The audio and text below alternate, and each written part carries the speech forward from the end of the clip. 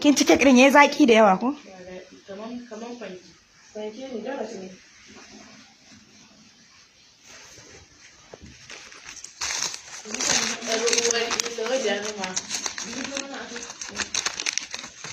Wa a ci yawan kishi?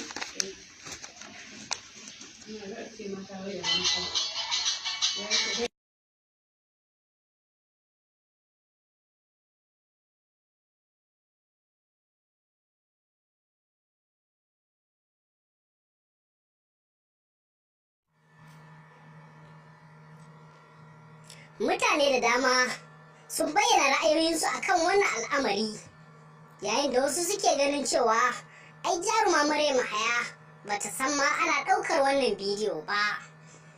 A saboda haka laifin na mai ɗaukar ne da kuma wanda suka saki bidiyon.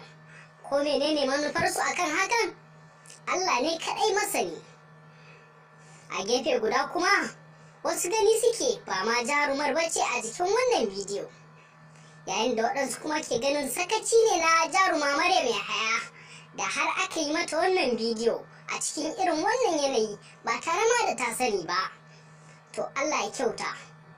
Ku danna alamar subscribing domin samun shirye-shiryenmu a kowane lokaci.